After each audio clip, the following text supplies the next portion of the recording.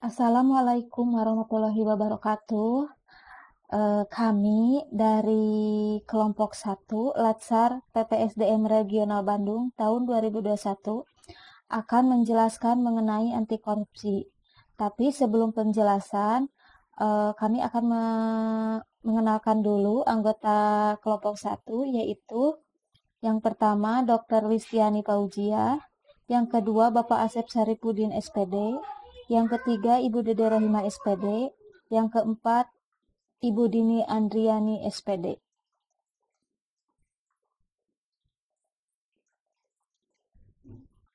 Apa itu tindak pidana? Tindak pidana adalah suatu perbuatan yang diancam dengan pidana oleh undang-undang, bertentangan dengan hukum, dilakukan dengan kesalahan oleh seseorang yang mampu bertanggung jawab. Apa itu korupsi? Korupsi berasal dari bahasa Latin corruptio dan corruptus, yang berarti kerusakan atau kebrobrokan. Dalam bahasa Yunani, corruptio perbuatan yang tidak baik, buruk, curang, dapat disuap, tidak bermoral, menyimpang dari kesucian, melanggar norma-norma agama material, mental, dan umum. Tindak pidana korupsi. Tindak pidana korupsi adalah tindakan-tindakan yang diatur dalam pasal 2 sampai dengan pasal 13 Undang-Undang Nomor 31 Tahun 1999 tentang pemberantasan tindak pidana korupsi sebagaimana telah diubah dengan Undang-Undang Nomor 20 Tahun 2001 tentang perubahan atas Undang-Undang Nomor 31 Tahun 1999 tentang pemberantasan tindak pidana korupsi dengan indikasi atau unsur utama yaitu 1. Adanya perbuatan melawan hukum. 2. Mengakibatkan kerugian negara. 3. Adanya niat jahat atau intention atau mens rea. Ini adalah beberapa contoh kasus korupsi. Yang pertama yaitu kasus gratifikasi eksekusi Bupati Bogor Rahmat Yasin yang divonis 2 tahun 8 bulan. Majelis Hakim Pengadilan Negeri Bandung menjatuhkan vonis kepada mantan Bupati Bogor Rahmat Yasin selama 2 tahun 8 bulan karena terbukti terlibat perkara gratifikasi. Yang kedua yaitu kasus Menteri Kelautan dan Perikanan Edi Prabowo dalam perizinan usaha perikanan budidaya lobster. Yang ketiga yaitu kasus pidana korupsi bansos COVID-19. Banyaknya bantuan-bantuan dari pemerintah yang tidak sampai ke masyarakat karena adanya pihak-pihak yang tidak bertanggung jawab yang menyalahgunakan bantuan-bantuan itu. Sebelum menganalisa kasus, kita mengenal metode pentahelix. Penta artinya 5 dan helix artinya jalinan, di mana 5 unsur ini terdiri dari pemerintah, masyarakat, akademisi, media, serta bisnis. Di sini unsur pemerintah yang bisa menyebabkan masih adanya tindak korupsi salah satunya yang pertama kurang transparan dan akuntabilitas dalam setiap penyelenggaraan pemerintah. Kemudian kurang maksimalnya audit terhadap lembaga pemerintahan dan pelaporan harta kekayaan. Lalu dari unsur masyarakat biasanya karena kurangnya minat mengawasi dan mengkritisi setiap kegiatan pemerintah, serta masih banyak masyarakat yang seolah membiasakan tindakan korupsi ini. Lalu dari pihak akademisi, unsur akademisi yaitu tidak adanya kurikulum di setiap jenjang pendidikan tentang bahaya korupsi. Lalu dari unsur media, itu karena kurangnya peran media dalam mempublikasikan akan bahayanya korupsi, media hanya menyampaikan kasus-kasus korupsi saja.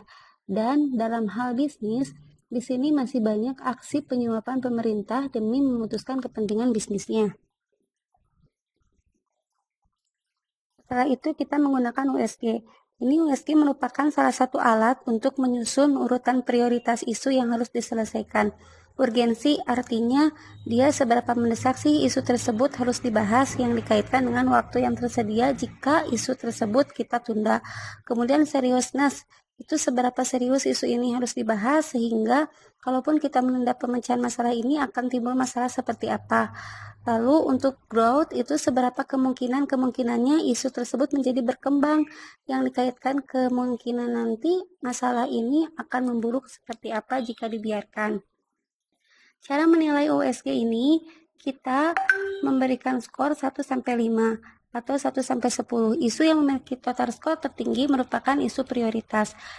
Pada kasus ini, kita mengangkat ada 3 kasus korupsi. Yang pertama, kasus gratifikasi eks Bupati Bogor, kasus korupsi Menteri Kelautan dan Perikanan, serta kasus korupsi Bansos COVID-19.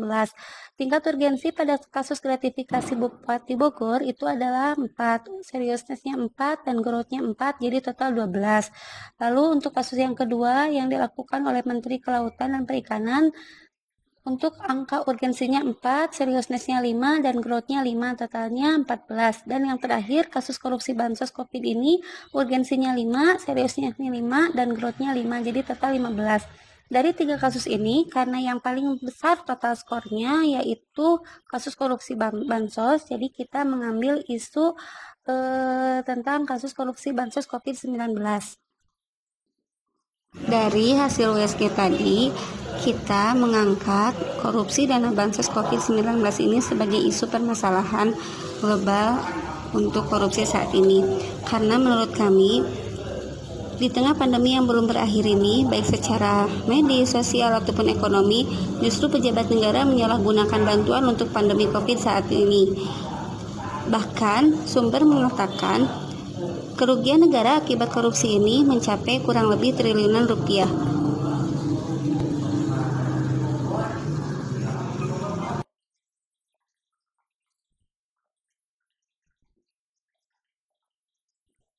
Setelah kita menggunakan metode USG tadi untuk mengangkat isu yang akan kita bahas dalam kasus ini, kita membuat fishbone. Di sini kita mengerucut kenapa, apa saja faktor yang bisa memicu terjadinya korupsi dana bansos ini.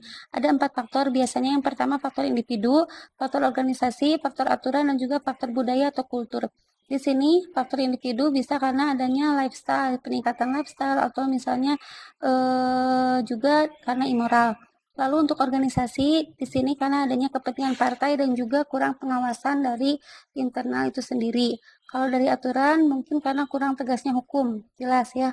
Dan yang terakhir itu budaya, kultur, justru semakin hari semakin berkembang kasus-kasus korupsi.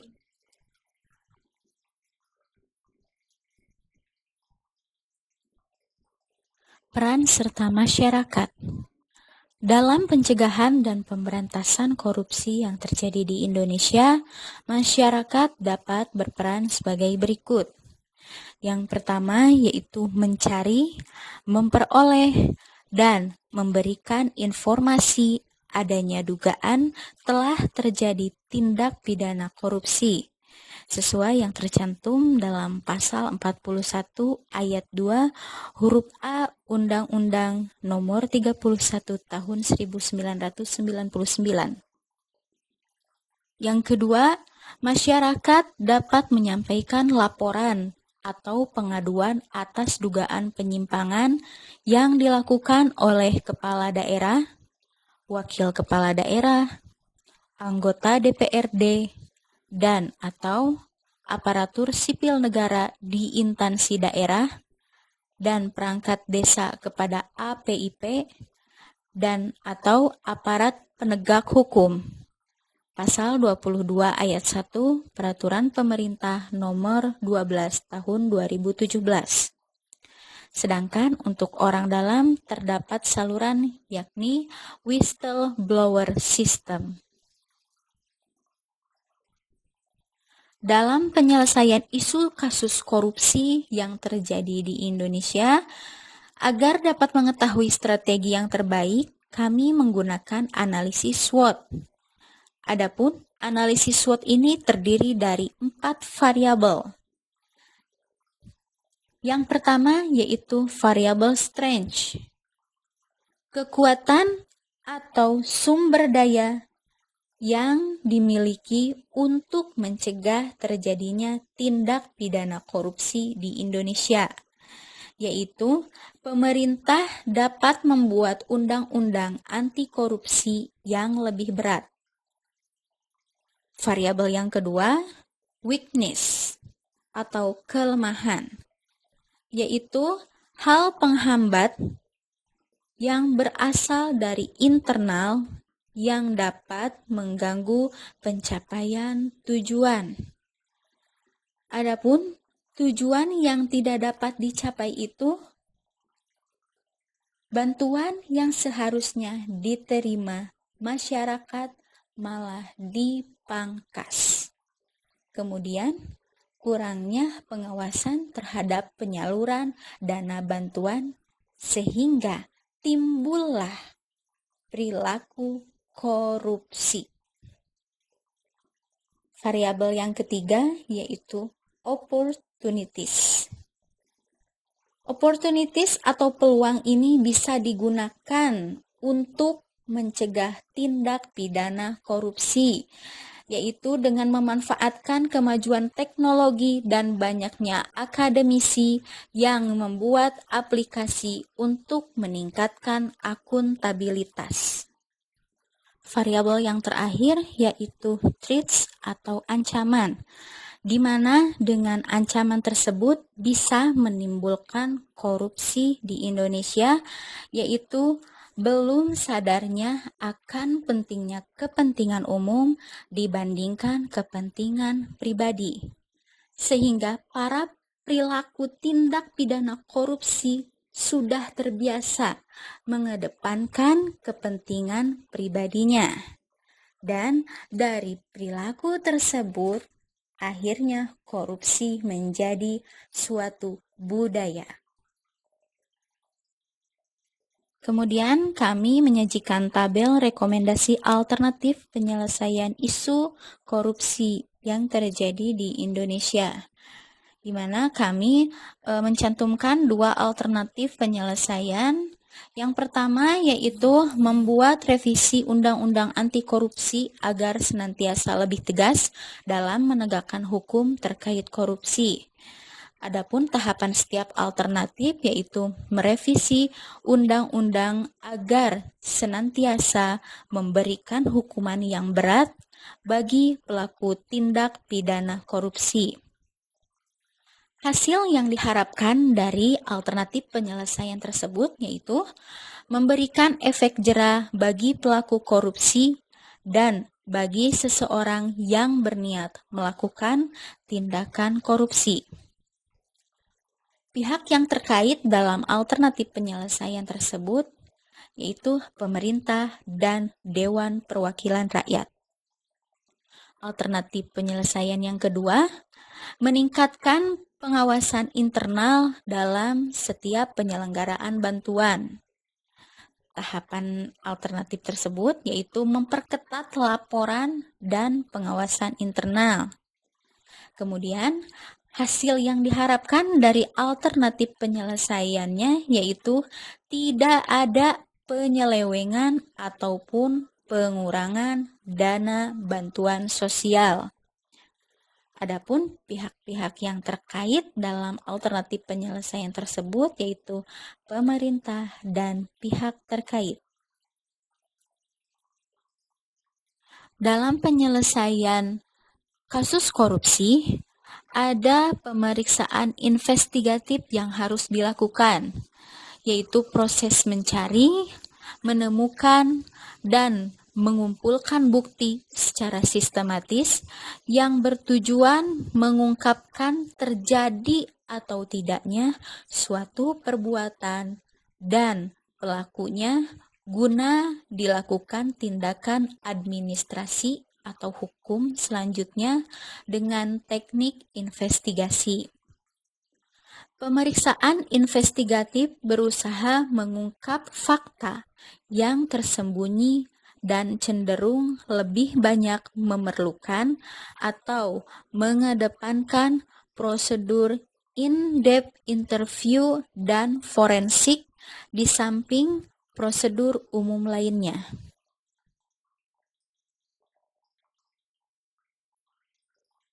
Dasar pemeriksaan investigatif. Dasar pemeriksaan investigatif diantaranya adalah pengembangan hasil pemeriksaan non-investigatif, yang kedua, pengaduan masyarakat, yang ketiga, permintaan pihak berwenang seperti kejaksaan, kepolisian, dan sebagainya. Dan yang keempat, itu adalah permintaan objek. Materi selanjutnya adalah kerugian negara. Kerugian keuangan negara, daerah, atau desa adalah berkurangnya kekayaan negara, daerah, desa, atau bertambahnya kewajiban negara tanpa diimbangi dengan prestasi yang setara yang disebabkan oleh suatu tindakan melawan hukum, penyalahgunaan wewenang, kesempatan, atau sarana yang ada pada seseorang karena jabatan atau kedudukan, kelalaian seseorang, dan atau disebabkan oleh keadaan di luar kemampuan manusia. Dalam konteks pasal 2 dan 3 Undang-Undang Nomor 31 Tahun 1999 Junto Undang-Undang Nomor 20 Tahun 2001 tentang pemberantasan tindak pidana korupsi kerugian keuangan negara, yang dimaksud adalah yang disebabkan perbuatan melawan hukum pasal 2. Tindakan menyalahgunakan kewenangan, kesempatan, atau sarana yang ada pada seseorang karena jabatan atau kedudukannya, yaitu pasal 3. Selanjutnya adalah jenis sanksi. Yang pertama, sanksi administratif adalah sanksi yang dikenakan bagi pejabat pemerintahan yang melakukan pelanggaran administratif, yaitu terdapat pada Peraturan Pemerintah Nomor 48 Tahun 2016, termasuk ganti kerugian. Yang kedua, sanksi etik atau moral adalah sanksi yang dikenakan bagi pegawai negeri sipil yang melakukan pelanggaran etik atau perbuatan yang bertentangan dengan butir-butir jiwa korps dan kode etik, yaitu terdapat pada Peraturan Pemerintah Nomor 42 Tahun 2004. Yang ketiga, sanksi disiplin adalah hukuman yang dijatuhkan kepada PNS karena melanggar disiplin PNS, yaitu terdapat pada Peraturan Pemerintah Nomor 53 Tahun 2010. Dan yang keempat, sanksi pidana sesuai KUHP, yaitu pada Undang-Undang Nomor 73 Tahun 1958. Sekian presentasi dari kami, kurang lebihnya mohon maaf. Assalamualaikum warahmatullahi wabarakatuh.